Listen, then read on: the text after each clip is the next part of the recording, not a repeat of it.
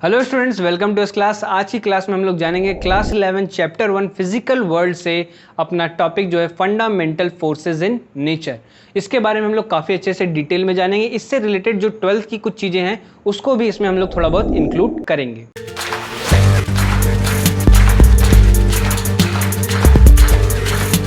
तो आज की क्लास में हम लोग बात करने वाले हैं 4 फंडामेंटल फोर्सेस इन नेचर, यानी कि जो हमारे फंडामेंटल फोर्सेस हैं नेचर में उसके बारे में बात करेंगे। वो कितने हैं? हमारे 4 हैं। ये आपको बात क्लियर हो गई होगी।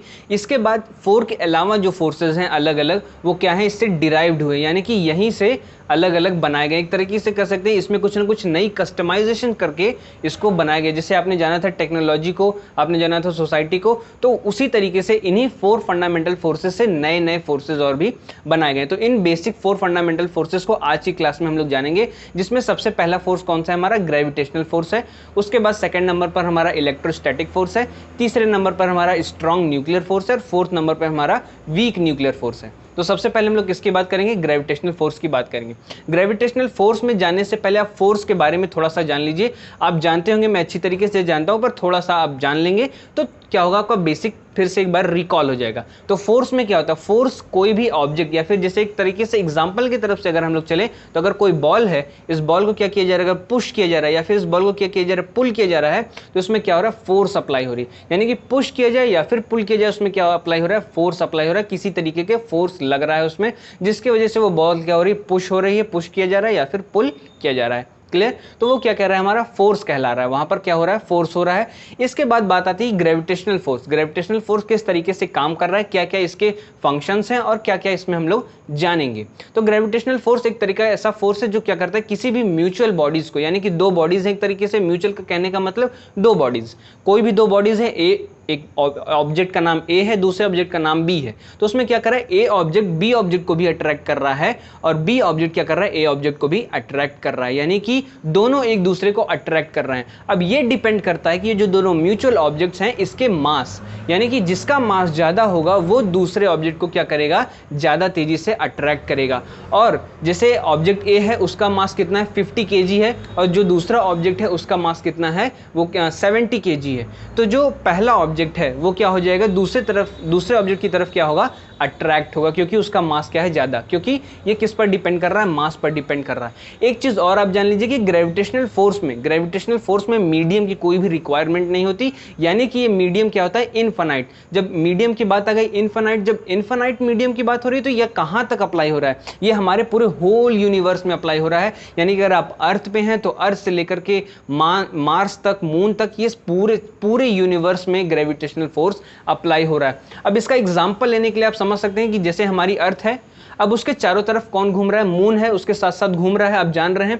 अगर उस पर ग्रेविटेशनल फोर्स नहीं लग रही होती, आज आपका जो अर्थ का मून है वो कभी मार्स का हो जाता, कभी सन का हो जाता, कभी किसी और प्लेनेट का हो जाता।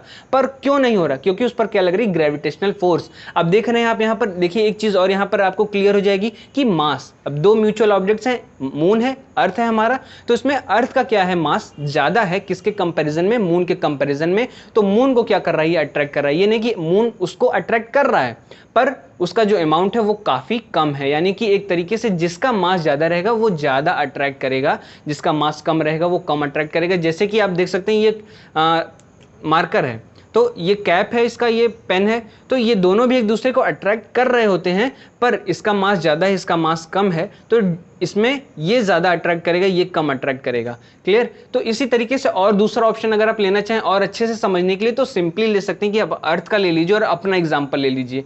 अर्थ पर आप हैं तो अर्थ, आपका मास ज्यादा है, अर्थ का मास उससे भी ज्यादा है, तो उस कंपैरिजन में क्या हो रहा है कि अर्थ आपको अट्रैक्ट कर रहा है। ऐसा तो नहीं कि अर्थ आपको, आप मतलब अर्थ को अट्रैक्ट कर रहे हैं, ऐसा तो नहीं हो रहा है कि आप अगर छत पे चढ़ गए तो अर्थ आपके पास आ गया, आपके पैर के पास आके सट गया, ऐसा तो नहीं हो रहा है ना। आप अगर छत से कूद भी रहे हैं तो आप अर्थ की तरफ जा रहे हैं, ये नहीं हो रहा है कि अर्थ आपकी तरफ आ रहा है। तो इसका मतलब क्या है कि उसका मास ज्यादा है, आपका मास कम है उसके कंपैरिजन में, जिसकी वजह से क्या हो रहा है? इस तरीके की क्रिया परफॉर्म हो रही है। और एक चीज और, ये जो हमारा फोर्स है ग्रेविटेशनल फोर्स, ये बाकी जो 3 फंडामेंटल फोर्सेज हैं उन फोर्सेज से सबसे वीक फोर्स है। यानी कि जो ये फोर्स आप देख रहे हैं इसकी इतनी फीचर्स हो गई, इतनी सब कुछ चीजें हो गई, पर ये क्या है? अभी भी उन तीनों फोर्सेस से क्या है? सबसे वीक है। यानी कि अगर आपसे कंपैरिजन पूछा जाता है एमसीक्यूज के फॉर्मेट में या फिर किसी और फॉर्मेट में, तो आप बता सकते हैं कि जो हमारा ग्रेविटेशनल फोर्स है वो सबसे वीकेस्ट फोर्स है। क्लियर। और इसमें एक फॉर्मूला बनता है ग्रेविटेशनल लॉ ऑफ, तो उसमें आप देखते हैं क्या रहता होता है कि F is equal to G m1 m2 by R square.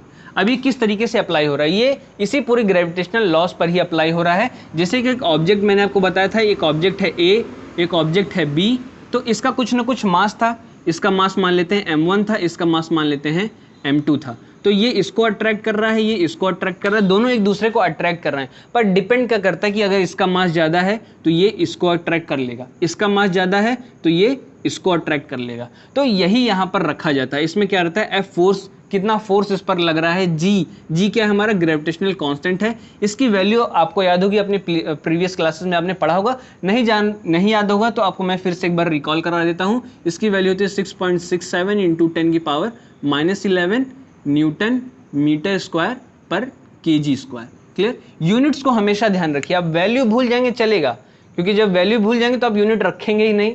तो इसलिए जब आप वैल्यू को याद रखें तो उसके साथ यूनिट को भी याद रखें, क्योंकि यूनिट अगर आप अपने एग्जाम्स में लिखते हैं तो आपके 1 मार्क्स हमेशा सिक्योर करते हैं अगर आप वैल्यू के साथ उसकी यूनिट को भी यूज कर रहे हैं। फिर इसके बाद ये तो बात हो गई कैपिटल जी की, स्मॉल जी को भी आप जान लीजिए क्या है, 9.8 मीटर पर सेकेंड स्क्वायर, मीटर पर सेकेंड स्क्वायर। फिर इसके बाद आप देख सकते हैं कि m1 ये हमारा क्या हो गया, m1 हो गया, ये क्या हो गया हमारा m2 हो गया, और दोनों के बीच का क्या हो गया, डिस्टेंस r। इसके बाद इसका क्या कर दिया गया, स्क्वायर कर दिया गया। तो ये क्या हो गया हमारा m1, ये हो गया m2, और दोनों के बीच का डिस्टेंस स्क्वायर। तो इसी तरीके से इसको आगे और अच्छी तरीके से आप जानेंगे जब आप क्लास 12th में जाएंगे, तो इसको अच्छी तरीके से आप डीपली जान पाएंगे कि ग्रेविटेशनल फोर्स में क्या क्या चीज़ें हैं और क्या क्या चीज़ें और आगे इंक्लूड होने वाली हैं। तो हम लोग बढ़ते हैं अपने नेक्स्ट टॉपिक पे, इलेक्ट्रोमैग्नेटिक फोर्स पे। तो अब हम लोग किसके बारे में बात करने जा रहे हैं, इलेक्ट्रोमैग्नेटिक फोर्स के बारे में। तो इलेक्ट्रोमैग्नेटिक फोर्स, इसमें पहले इस शब्द को हम लोग 2 टुकड़े में करते हैं इलेक्ट्रो और दूसरा करते हैं मैग्नेटिक। तो इलेक्ट्रो को समझने के लिए, इलेक्ट्रो का क्या कहने का मतलब है, इलेक्ट्रिक चार्जेस की बात यहाँ पर की जा रही है। तो उसको समझने के लिए आप जानिए कि कूलाम्स क्या है, कूलाम लॉ क्या कहता है। क्लास 12th में तो इसके बारे में आप जानेंगे ही, इसके पूरी डेरिवेशन इस पर बेस्ड है, फॉर्मूला है, न्यूमेरिकल से पूरी तमाम चीज़ें हैं। तो यहाँ पर भी थोड़ा सा आप जानते रहेंगे तो कूलाम्स लॉ से आप जानेंगे किस तरीके से चार्ज क्या हो रहा है, कन्वर्ट हो रहा है और क्या क्या उसमें और काम हो रहा है, जिससे वो क्या कर रहा है, इलेक्ट्रिक और मैग्नेटिक के साथ वर्क कर रहा है, जहाँ पर हमारा क्या कहला है, इलेक्ट्रोमैग्नेटिक कहला रहा है। तो कूलाम्स लॉ क्या कह रहा है कि जब भी, यानी कि इसको एज अ डेफिनेशन अगर कहा जाए कि जो फोर्स बिटवीन 2 पॉइंट चार्जेस, यानी कि जब 2 पॉइंट चार्जेस के बीच में फोर्स लग रहा होता है तो क्या होता है, उसका द प्रोडक्ट क्या होता है, यानी कि जब force between 2 point charges is directly proportional to the product of charges and inversely proportional to the square of distance between them. यानी कि वो किसके इनवर्सली प्रोपोर्शनल होता है, स्क्वायर ऑफ उसके डिस्टेंस बिटवीन देम, उसके चार्जेस के। क्लियर। तो यहाँ से हमारा क्या निकल के आता है, यहाँ से एक फॉर्मूला निकल के आता है। वो फॉर्मूला हमारा क्या है, इसको मैं यहाँ पर नोट डाउन कर देता हूँ। F इज इक्वल टू हमारा फॉर्मूला है that is K Q1 Q2 by R square. Clear. तो ये फॉर्मूला यहाँ सर के निकलता है। अब इसमें आप देख रहे हैं Q1 Q2 क्या है, वही 2 पॉइंट चार्जेस हैं। फिर इसके बाद इसमें K क्या है, K है हमारा क्या है, ग्रेविटेशनल कांस्टेंट, और इस K की वैल्यू यहाँ पर क्या होती है, इस K की वैल्यू होती है हमारी 1/4 पाई एप्सिलॉन 0। अब इसकी भी वैल्यू होती है, आप जान रहे हैं कि पाई की अलग वैल्यू होती है, एप्सिलॉन 0 की अलग वैल्यू होती है, पर इन टोटल, इस टोटल की वैल्यू क्या होती है, इस टोटल की वैल्यू होती है 9 × 10 की पावर 9 न्यूटन मीटर। ठीक है। तो ये क्या है, K की वैल्यू है। इसके बारे में आप और भी अच्छे से जानेंगे। इसका डेरिवेशन जब मैं आपको क्लास 12 में बताऊंगा तो काफ़ी आसान तरीके से मैं उसको समझाऊंगा कि आप एक तरीके से उसको समझिए कि कॉपी और पेस्ट के मेथड्स में डेरिवेशन आपको समझाऊंगा, जिसमें आप पूरा का पूरा डेरिवेशन कर लेंगे। एग्जाम्स में अगर आपसे पूछा जाएगा तो वहां पर भी आप पूरा डेरिवेशन एकदम इजी वे में, यानी कि माइंड समझ लीजिए कि थोड़ा सा ही आप यूज करेंगे और पूरा डेरिवेशन आपका सॉल्व हो चुका रहेगा। तो इस पर हम लोग वहां पर बात करेंगे। तो यहां से हमें क्या मिलता है कि इलेक्ट्रिक के बारे में जानकारी मिलती है, किस तरीके से इलेक्ट्रिक चार्जेस क्या कर रहे हैं, एक जगह से दूसरी जगह ट्रांसफर हो रहे हैं। और इलेक्ट्रोमैग्नेटिक का क्या मतलब कह रहा है कि यानी कि जब 2 पॉइंट चार्जेस के बीच में क्या हो रहा है, वहां पर कोई भी मैग्नेटिज्म यानी कि इलेक्ट्रिक भी है और मैग्नेटिक भी है, वो क्या कह रहा है, हमारा इलेक्ट्रोमैग्नेटिक कहला रहा है, यानी कि 2 चार्जेस के बीच में। क्लियर हो गई बात। तो इसमें क्या हो रहा है कि और इन दोनों को अलग भी नहीं किया जा सकता। अगर इनको अलग अलग करेंगे तो ये अलग अलग फोर्सेस की तरह फॉर्म करेंगे, यानी कि ये क्या है, एक दूसरे से अटैच है, इनको अलग नहीं किया जा सकता। और एक चीज़ और जान लीजिए कि ये जो हमारा जो फोर्स है, ये फोर्स किससे स्ट्रांगर है, हमारा ग्रेविटेशनल फोर्स से क्या है, ये स्ट्रांगर फोर्स है। यानी कि कैसे इसको कंपेयर कैसे कर सकते हैं, इसको कंपेयर कर सकते हैं कि जब भी कोई दो प्रोटॉन, जैसे कोई हमारा एटम है, उसके अंदर न्यूक्लियस है, प्रोटॉन होता है, न्यूट्रॉन होता है, तो जो दो प्रोटॉन के बीच में जो इलेक्ट्रोमैग्नेटिक फोर्स लग रही होती है वो 10 की पावर 10 टाइम्स, यानी कि 10 टाइम्स क्या रहती है, ज़्यादा स्ट्रांगर रहती है ग्रेविटेशनल फोर्स से। कौन सी फोर्स, हमारी इलेक्ट्रोमैग्नेटिक फोर्स क्या रहती है, 10 टाइम्स ज़्यादा स्ट्रांगर रहती है ग्रेविटेशनल फोर्स से। दूसरा एग्जाम्पल अगर आप लेना चाहें, दूसरा एग्जाम्पल आप ले सकते हैं कि हमारी अर्थ की जो ग्रेविटेशनल फोर्स है उससे 10 की पावर 36 टाइम्स ज़्यादा स्ट्रांगर है इलेक्ट्रोमैग्नेटिक फोर्स। तो यहाँ से बात आपको क्लियर हो गई कि इलेक्ट्रोमैग्नेटिक फोर्स ज़्यादा स्ट्रांगर है किससे, ग्रेविटेशनल फोर्स से। क्लियर। जब भी दो पॉइंट चार्जेस है उनको क्या कर रहा है, वो अट्रैक्ट कर रहा है। और इसके बाद हम लोग बढ़ते हैं अपने स्ट्रॉन्ग न्यूक्लियर फोर्स की तरफ। अब बोर्ड का काम खत्म हो चुका है तो हम लोग अपने नॉर्मल बैकग्राउंड पे आ जाते हैं। तो इसमें हम लोग किसके बारे में जानेंगे, स्ट्रॉन्ग न्यूक्लियर फोर्स के बारे में जानेंगे। ये दो चीज़ों को बाइंड करता है, हमारा प्रोटॉन और न्यूट्रॉन। प्रोटॉन और न्यूट्रॉन कौन है, इसके फाउंडर्स कौन है, इसकी डिस्कवरी कौन किया है। तो मैं आपको बता दूं, प्रोटॉन की डिस्कवरी किसने की है, न्यूट्रॉन की डिस्कवरी किसने की है, और इलेक्ट्रॉन की डिस्कवरी किसने की है। अगर आप जान रहे हैं तो बहुत ही अच्छी बात है, नहीं जान रहे हैं तो मैं एक फॉर्मूले के बेसिस पे आपको सिखा दे रहा हूं इस चीज़ को, जिससे कभी भी आपको एग्जाम में पूछा, जैसे अभी बोर्ड के एग्जाम में तो आपसे ये पूछा नहीं जाएगा, पर जब आप कभी भी किसी कॉम्पिटिटिव एग्जाम में जब आप बैठेंगे तो वहां पर आपसे पूछा जा सकता है। तो इसका फॉर्मूला क्या है, ईटा पर नाचे। ईटा यानी कि ई और टी, ईटा पर नाचे। ई यानी कि इलेक्ट्रॉन और टी यानी कि थॉमसन, जे थॉमसन। ठीक है, ई यानी कि इलेक्ट्रॉन और टी यानी कि जे थॉमसन। ठीक है, उसके बाद ईटा हो गया पर का क्या मतलब है, प यानी कि प्रोटॉन और र यानी कि रदरफोर्ड। कौन है, रदरफोर्ड। ठीक है, ये हो गया ईटा पर। अब उसके बाद नाचे यानी कि एन से क्या आ रहा है, न्यूट्रॉन, जो हमेशा क्या रहता है, न्यूट्रल रहता है, न्यूट्रॉन। और चे यानी कि चैडविक, जेम्स चैडविक। अब इससे आपको याद रहेगा, अगर आप भूले होंगे तो आपको याद आ जाएगा, अगर आप नहीं भूले होंगे तो बहुत ही अच्छी बात है, इस फॉर्मूले से आपको याद रहेगा। और जब भी आप कंपटीशन में बैठेंगे इससे रिलेटेड, ये बहुत ही बेसिक क्वेश्चन है, कई बार पूछ लिया जाता है। और इस गलती में रह जाते हैं हम लोग कि इसको हम लोग अक्सर पढ़ते आ रहे होते हैं और डिस्कवरी करने वाले का नाम याद नहीं रह जाता, भूल जाता है। तो यहाँ से आप इस फॉर्मूले से इसको याद रख सकते हैं और अपने कॉम्पिटिटिव एग्जाम में इसको आसानी से लिख सकते हैं। तो अब हम लोग जानेंगे किसके बारे में, स्ट्रॉन्ग न्यूक्लियर फोर्स के बारे में। इसके नाम से ही आपको क्लियर हो रहा होगा क्या है, ये स्ट्रॉन्ग है। अब स्ट्रॉन्ग ये किसके किसके कंपैरिजन में हो सकता है, ये कंपैरिजन में आपके हो सकता है इलेक्ट्रोमैग्नेटिक के कंपैरिजन में, ग्रेविटेशनल के कंपैरिजन में, और वीक न्यूक्लियर फोर्स। वीक से देखिए नाम पता चला वो वीक है, पर उसके बारे में भी अभी हम और जानेंगे, पर अभी यहाँ पर बात कर रहे हैं। तो ये तीनों से क्या है, आप सही सोच रहे हैं, ये तीनों से स्ट्रॉन्ग है, स्ट्रॉन्ग न्यूक्लियर फोर्स।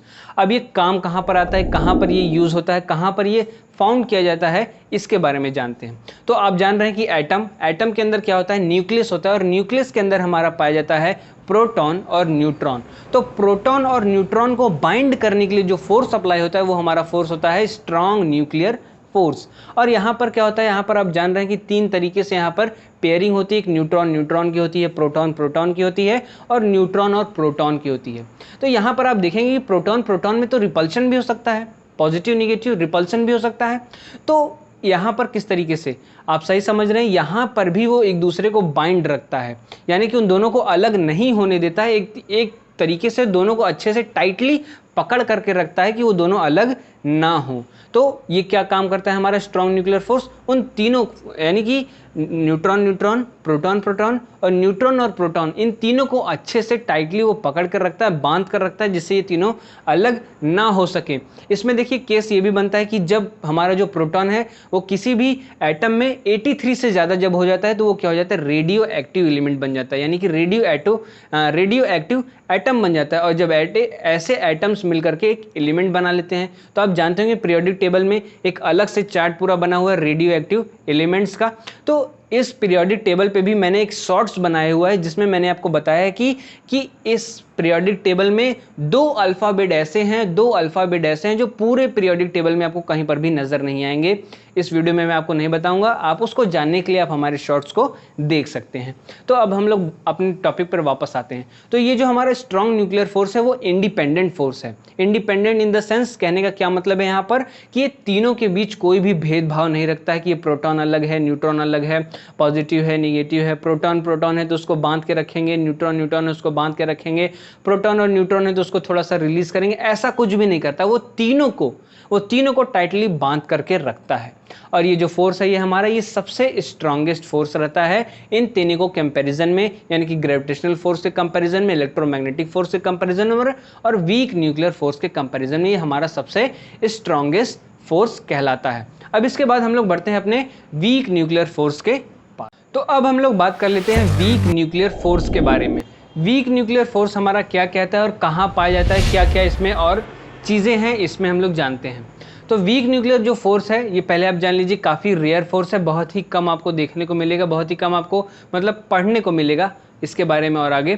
तो ये कहाँ पर पाया जाता है, जब भी कोई न्यूक्लियर फ्यूजन होता है, कोई भी न्यूक्लियर डिके होता है तो जो न्यूक्लियस होता है वो क्या करता है, इमिट करता है। वो इमिट करता है इलेक्ट्रॉन्स को और अनचार्ज पार्टिकल्स को, वो क्या करता है, इमिट करता है न्यूक्लियर डिके से। तो वहाँ पर क्या होता है, जो अनचार्ज पार्टिकल्स होते हैं उन अनचार्ज पार्टिकल्स को क्या कहा जाता है, एंटी न्यूट्रिनोज उसको कहा जाता है। और जो इसकी रेंज होती है उसकी रेंज क्या होती है, 10⁻⁻16 मीटर्स। मैं आपको स्ट्रॉन्ग न्यूक्लियर फोर्स की रेंज बताना भूल गया था, तो उसकी रेंज क्या होती है, 10⁻⁻15 मीटर्स। वो किसकी है, स्ट्रॉन्ग की है, और वीक की क्या है, 10⁻16 मीटर्स। इसको याद रखिएगा। इस टॉपिक में एक बात और आती है क्वार्क की, तो इसको आप और अच्छे से जानेंगे क्लास 12 में। पर बेसिक मैं आपको बता दूं कि जो हमारा जो प्रोटॉन है या फिर कह सकते हैं जो हमारा न्यूट्रॉन है वो किससे बनता है, क्वार्क से बनता है। कैसे, क्योंकि जो क्वार्क है वो हमारा यूनिवर्स का सबसे स्मॉलेस्ट पार्टिकल। इस पर मैंने एक शॉर्ट्स भी बनाया था, अगर आप देखना चाहें तो जाकर के देख सकते हैं। ये आपके एनसीईआरटी की बुक में मिल जाएगा। इसके बारे में ज़्यादा कुछ अभी यहाँ पर नहीं दिया हुआ है, पर आप इसके बाद 12th में और अच्छे से इसके बारे में जानेंगे कि हमारा सबसे स्मॉलेस्ट पार्टिकल है। वीक न्यूक्लियर फोर्स में हमारा सिर्फ इतना ही था कि इसकी क्या रेंज है, कहाँ से ये निकल रहा है और क्या क्या इसमें इमिट हो रहा होता है, इलेक्ट्रॉन और हमारा अनचार्ज पार्टिकल, जिसको हम लोग क्या कहते हैं, एंटी न्यूट्रिनोस। यहाँ पर ये टॉपिक हमारा खत्म होता है। तो आगे की क्लास में हम लोग जानेंगे टुवर्ड्स यूनिफिकेशन ऑफ फोर्सेज और नेचर ऑफ फिजिकल लॉज। ये आगे की क्लास में हम लोग ये दोनों टॉपिक्स को जानेंगे। अगर इस वीडियो का कोई भी पार्ट आपको पसंद आया तो इस वीडियो को लाइक करिएगा। Thank you.